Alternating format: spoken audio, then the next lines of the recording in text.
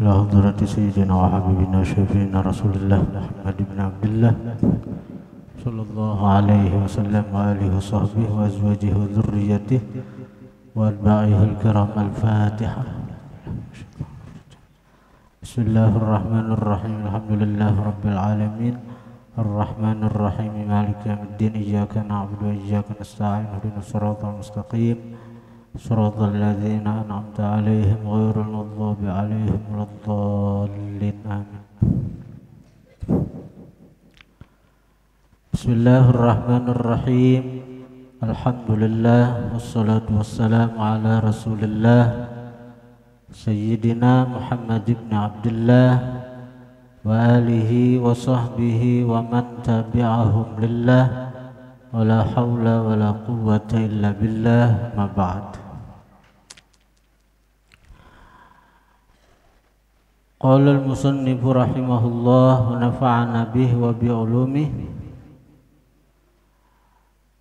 Ketahui olehmu bahwasanya sembahyang 5 waktu itu fardu ain atas mukallaf.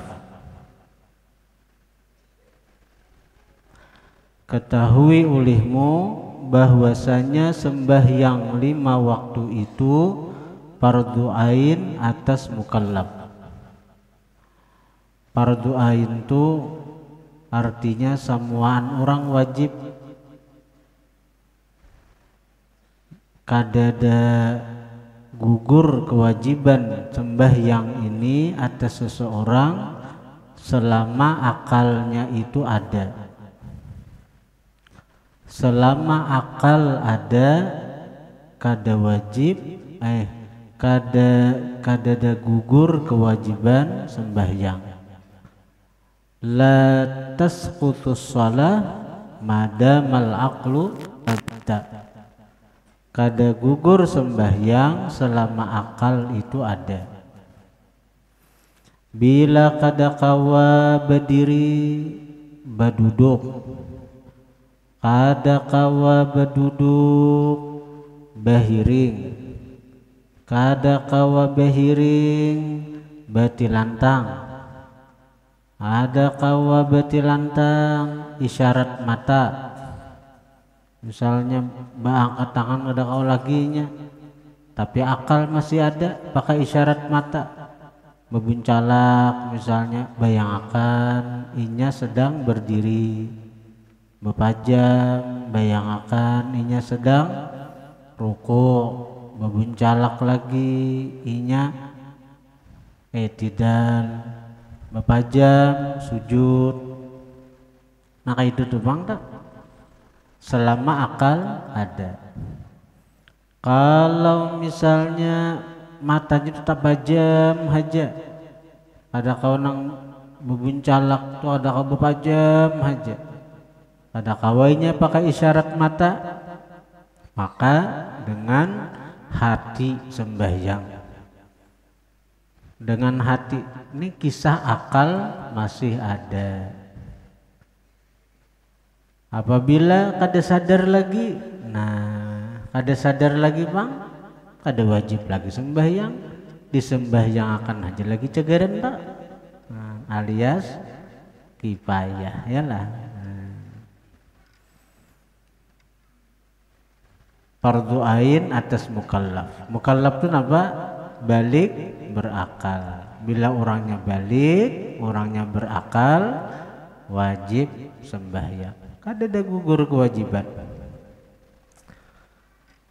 Kalau misalnya kita haratan di perjalanan, sementara pakaian rigat, pakaian kotor, nang kayak orang di pesawat lah, pesawat itu tergantung pesawatnya, ada nang cepat, ada nang lambat. Jadi nang kayak tulak umrah tadi pesawatnya tak kena lambat bang, 11 jam. Menang tak kena laju pesawat Saudi itu 8 jam aja. Jakarta lawan Jeddah tuh ini 11 jam. 11 jam. Maka di pesawat itu WC-nya halus dan kita bebasuh kadakawa pakai banyu karena bisa membahayakan pesawat kalau sampai membasahi lantai itu. Bisa berbahaya, bisa konslet, bisa mati mesin, gugur, matian beretaan. Nah, jadi artinya kita kadakawa menggawi sembahyang sesuai dengan syarat-syaratnya, suci dari najis, itu kadakawa.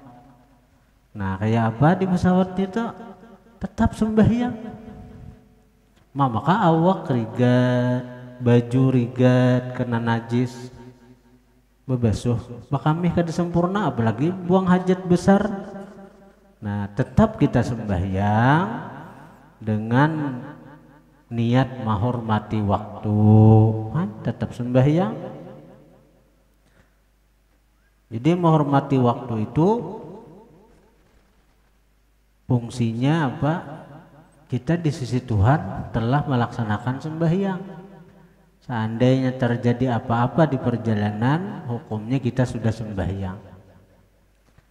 Nah, kalau misalnya kita sampai ke Jeddah atau di Madinah bandara misalnya, nah di situ hanya kita bila ada waktu kesempatan untuk beberasi awak, hanya kita iadah, artinya mau ulangi sembahyang yang kita gawi di atas pesawat tadi.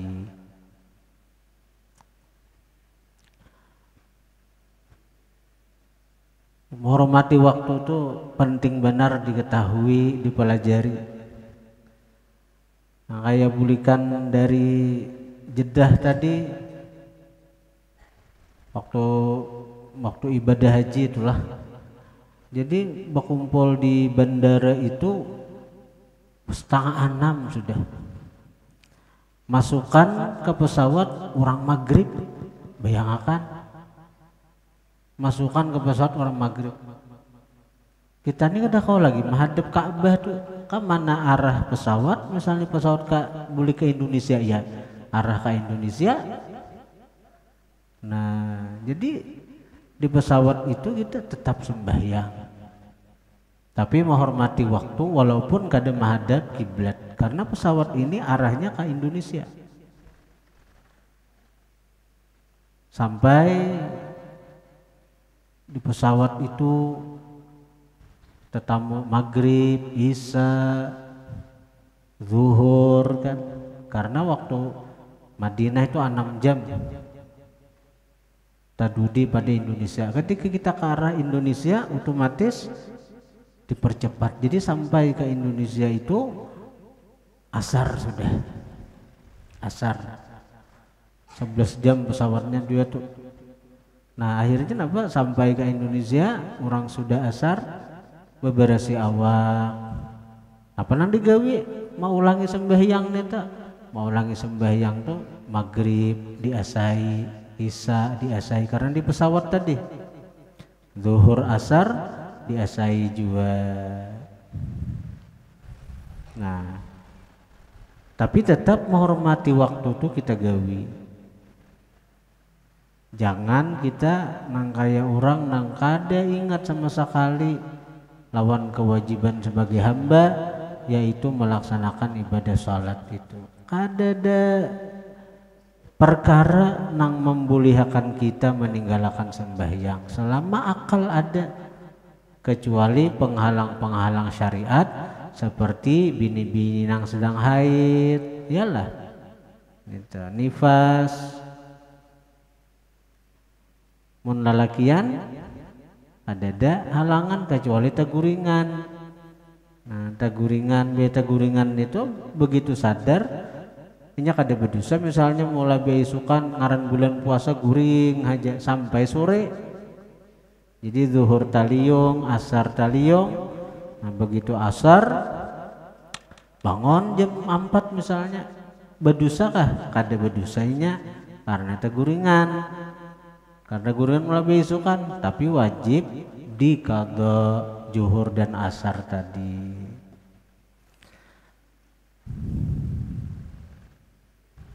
Jadi amun daguringan kada apa-apa, tapi wajib dikata bila sadar.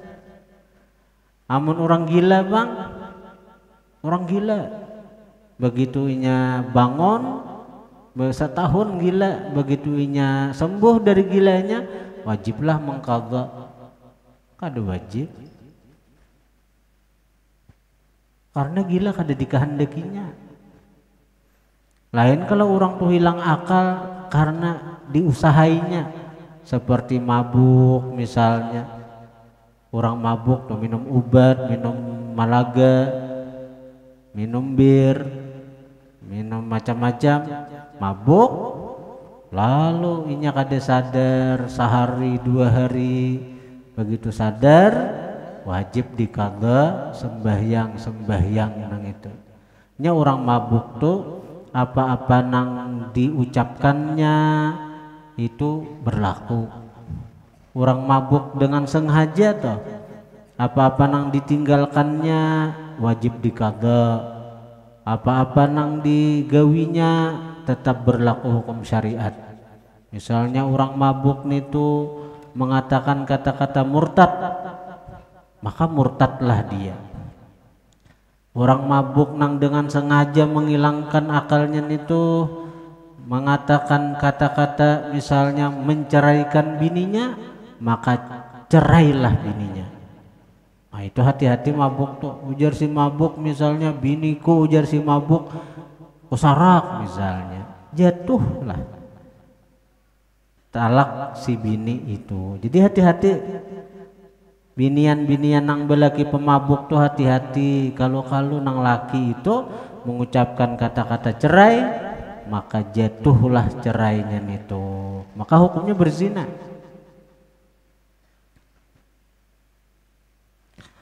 Dan wajib atas wali ini nang menggaduh si anak, witan misalnya, atau siapa kan yang megaduh.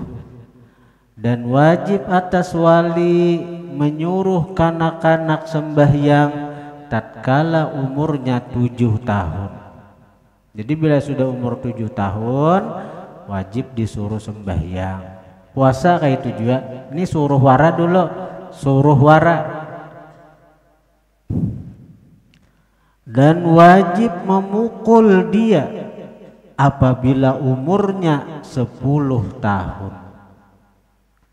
Jadi kalau kekanakan di umur 10 tahun kada lagi disuruh ndak, wajib dipukul. Tapi pukulnya pukul nang jangan membahayakan ninya, jangan pakai kayu bepangkih mukul, ada boleh haram. Dan wajib lagi menyuruh anak dan istri dan mereka yang di bawah kuasanya. Wajib tak? Wajib menyuruh anak, istri dan mereka yang di bawah kuasanya. Ada orang begawi di toko kita, berarti di bawah kuasa kita nih tuh. Ada orang begawi di rumah kita, berarti di bawah kuasa kita nih tuh. Ada orang nang masuk ke pondok kita, berarti di bawah kuasa kita. Kewajiban bagi kita menyuruh mereka untuk melaksanakan sholat. Karena ibadah sholat itu apabila ada nang meninggalkannya itu akan membawa kesialan, bukan hanya bagi si orang yang meninggalkan, tapi bagi orang-orang dekat dia, orang-orang sekitar dia. Ujar Imam Hatim Al-Asam, rumah tuh akan dicabut keberkahan. Nah termasuk toko itulah tempat, baik rumah, baik toko, tempat nang didiami atau tempat nang diusahai itu akan dicabut berkah. Akan dicabut berkah walaupun sebelum mandiam itu macam-macam diusahai, sembahyang hajat misalnya, baca Yasin 40 kali misalnya, baca Quran sahatam, maulidan, baca manakib, itu mengundang berkah, itu hal yang mendatangkan berkah, menarik berkah sebenarnya. Tapi berkah-berkah itu akan ditarik dari satu tempat bila ada tiga perkara nih. Cara kita aja. Yang pertama, tarikus shalah, bila ada orang yang meninggalkan sembahyang. Nah, bila ada orang yang ada sembahyang di rumah, cabut Tuhan berkah. Bila ada orang yang ada sembahyang di toko, di tempat gawian nang kita kuasai, nang ampun kita, cabut Tuhan berkah. Nang kedua, bila ada azani, seorang penzina, di tempat nang itu tuh terjadi perzinahan, dicabut Tuhan yang berkah. Ada penzina, nang ada tobat tentunya. Amun tobat, basah pulang, dicari berkahnya. Nah, nang ketiga, banyaknya makanan bebesian di rumah tuh. Nah, ini tak boleh bulan puasa nih. Bila ada nang wadai labihan, nang kecagaran gak ditamakan, atar kalanggar gak, orang tadarusan. Jangan sholat bebesian, sholat basi wadai di rumah, makanan bebesian, iwak basi. Bila nang rancak itu terus rumah kita, tempat kita, makanan-makanan itu rancak basi karena kada beriakan, kada tamakan, kada beriakan. Nah, itu berkah dicabut nih, berkah dicabut. Dan jangan dibiarkan atas mereka itu uzur. Uzur aja terus. Uzur nang diuzurakan, uzur nang diada-ada. Firman Allah Ta'ala, innas salata kanat 'alal mu'minina kitaban mawquta. Artinya bahwasanya sembahyang adalah ia sembahyang atas sekalian mukmin difardukan lagi diwaktukan. Jadi sembahyang itu ada waktu-waktunya sudah. Ada boleh kita memperlambat sembahyang atau memajukan. Quran dalilnya. Sembahyang itu difardukan lagi diwaktukan. Innas salata kanat 'alal mu'minin kitaban mawquta. Bahwasanya sembahyang adalah ia atas sekalian mukmin difardukan lagi diwaktukan.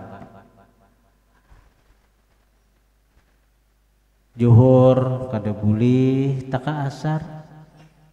Asar kada boleh taka zuhur, belum masuk waktu masih zuhur gawi asar kada boleh, kecuali jamak, baik jamak takdim atau jamak takhir.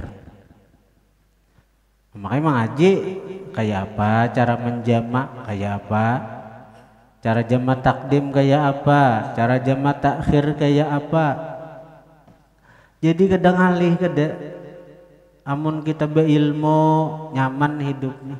Syariat itu kadeda ngalih, syariat itu kadeda sulit asal berilmu, asal hakun mengaji. Jadi misalnya kita di perjalanan misalnya, Allah memberikan kemudahan, kadang ngalih kada hendak jamak napa zuhur asar, hendak jamak takdim, bisa asar kita tarik ke zuhur, Dan bukan hanya sekadar dijamak, bahkan dikasar. Nang 4 boleh jadi 2, nang 4 boleh jadi 2. Jadi zuhur jadi 2 rakaat, asar jadi 2 rakaat. Nah itu ngarannya mengkasar sekaligus menjamak. Sampai apabila orang nang musafir itu boleh menjamak kasar, ada mengatakan 3 hari, ada mengatakan setengah bulan, ada mengatakan sampai habis hajatnya, sampai habis keperluannya. Maksudnya kalau orang berumrah, berhaji itu sampai selesainya boleh menjamak kasar, sampai selesai boleh jamak kasar. Orang berhaji 40 hari boleh jamak kasar. Tapi kenapa kebanyakan orang kadang menjamak kasar? Karena hendak ambil fadilat tanah haram itu aja. Tapi kalau orang jemaah haji ketika di Mina itu rata-rata jamak kasar karena sesuai dengan arahan Rasulullah Shallallahu Alaihi Wasallam. Jadi jamak kasar. Nyaman aja. Bahkan musafir pindik gini boleh menjamak. Nah kayak mulai paringin ke Amuntai, mulai paringin ke Tanjung, paringin ke Berabe boleh kita menjamak aja. Kada kasar pang menjamak. Artinya jamak ibarat zuhur asar dijamak boleh, tapi tamam itu sempurna. Asar zuhur 4, asar 4 boleh aja. Tapi waktunya misalnya kita tulak ke Berabai misalnya, gawiya zuhur 4 langsung dijamak dengan asar 4. Itu kita boleh keparingin ini sudah waktu asar. Amun misalnya tulak ke Berabai jam 11 sampai di Berabai zuhur, gawiya zuhur 4, asar juga 4, sampai keparingin hanya jam 3 artinya asar belum masuk. Nah bahasa gawi asar nita.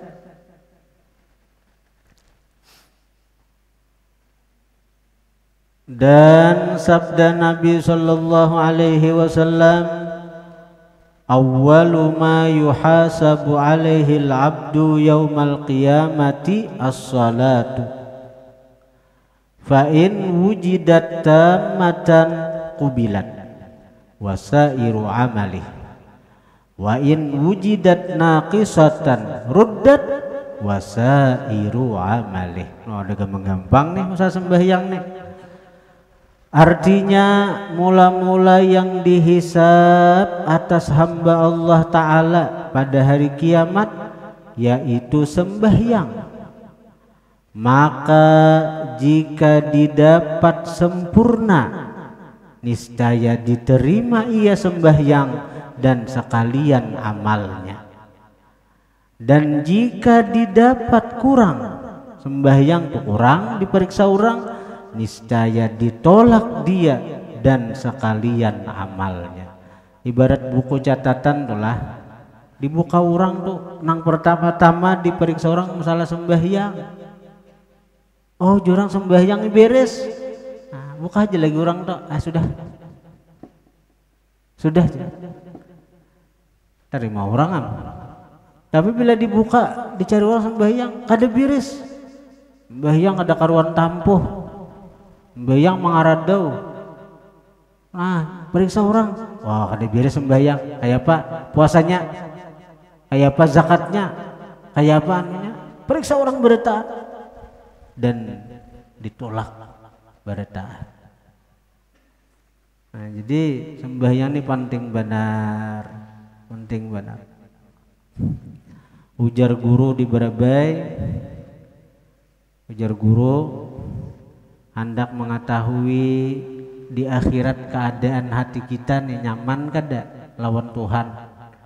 Nah, nyaman kah kadakah, tentram kah kadakah, gelisah kah kadakah. Periksa hati waktu kita sembahyang. Bila waktu sembahyang kita merasakan lezat, waktu sembahyang kita merasakan bahagia, nang sebagaimana Nabi mengatakan, wa ju'ilat qurratu aini fis shalah, dijadikanlah penyejuk mataku, penggembira hatiku dalam sembahyang. Nabi itu nang apa aja masalah, bau sidin sembahyang beres. Karena disitulah sidin munajat lawan Tuhan. Bahagianya Nabi dalam sembahyang. Nah, jadi bila kita hendak mengetahui keadaan hati kita di akhirat, periksa keadaan hati kita saat sembahyang. Apakah kita bahagia? Apakah kita tentram? Apakah kita merasakan kedamaian? Berarti di akhirat kayak itu juga rasa hati kita damai, tentram, bahagia, tenang. Tapi bila di dunia nih sembahyang, waktu sembahyang kita pusang, asa hendak lakas, asa uyuh, asa tersiksa, maka di akhirat kayak itu pangin aja. Syahdan selanjutnya, syahdan itu selanjutnya bahasa bahari.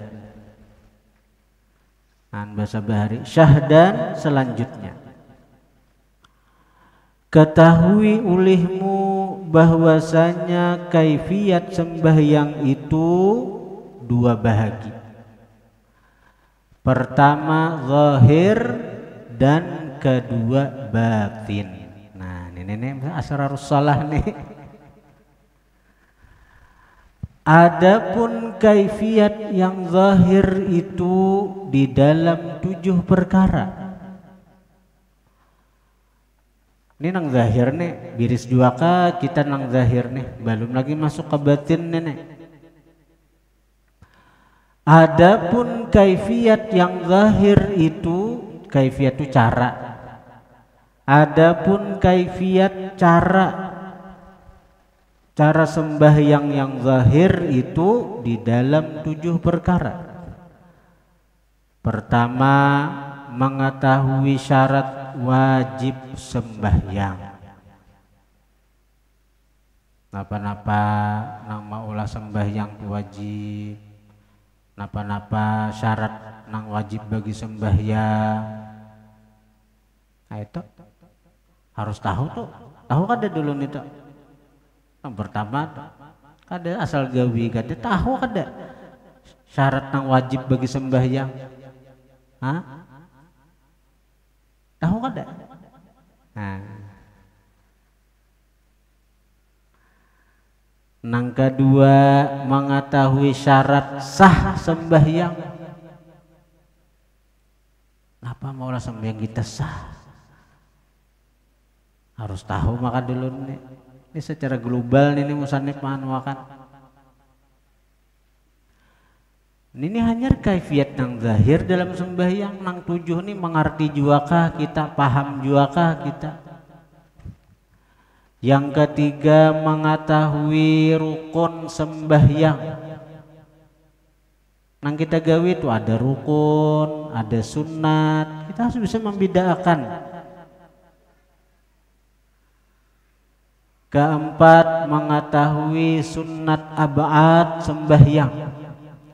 Jangan sampai nang sunat dipadahkan rukun, nang rukun dipadahkan sunat kadesah. Sunat mungkin ada 2 pulang, ada ab'ad, ada hayat. Kelima, mengetahui sunat hayat sembahyang. Kayak sunat ab'ad itu nang kayak contoh tasyahud awal sunat ab'ad. Itu nang kayak kunut sunat ab'ad. Nang hayat itu nang kayak contoh zikir baca doa iftitah hayat. Hayat itu membungasi. Kalau ab'ad itu model kayak anggota. Orang tuh hidup aja. Misalnya kayak tangan, batis. Orang tuh kada betangan, kada bebatis hidup aja. Tapi kada bungas dilihat. Maka itu juga sembahyang. Sembahyang itu ada nang menyempurnakan inya, membungasi inya. Dan seperti anggota bagi tubuh. Nah itulah ab'ad ngarannya. Ab'ad kayak seperti tangan, batis, bagi manusia. Kalau hayat itu pelengkap, penghias. Nah, artinya bebinian tuh rupa baik, tapi tambah lagi ketika inya misalnya bepupur, misalnya bebingking. Nah, hayat seperti itu. Sembahyang kalau kada membaca surah ada apa-apa, sahaja. Tapi ketika ditambah surah lebih elok lagi, lebih bungas lagi. Sembahyang ketika rukuk kada berzikir kada apa-apa, sahaja, penting rukuknya, dan waktu rukuk itu diam, sah sudah, tumakninah. Tapi lebih elok lagi kalau dalam diam itu kita berbacaan Subhana rabbiyal azim. Rokok itu kita rokok nampanding 7 anggota ini sujud, diam tumakninah, sah sudah. Tapi lebih elok lagi kalau kita berzikir dalam sujud. Keenam, mengetahui yang makruh di dalam sembahyang. Nah, ketujuh, mengetahui yang membatalkan sembahyang. Nah, itu kayaknya kita bahas di kita terangkan contoh-contohnya. Nah, itu nang zahir tuh. Nah, adapun kaifiat batin sembahyang itu 3 perkara. Ini masuk ke batin. Nah, di sini gini dulu. Adapun kaifiat batin.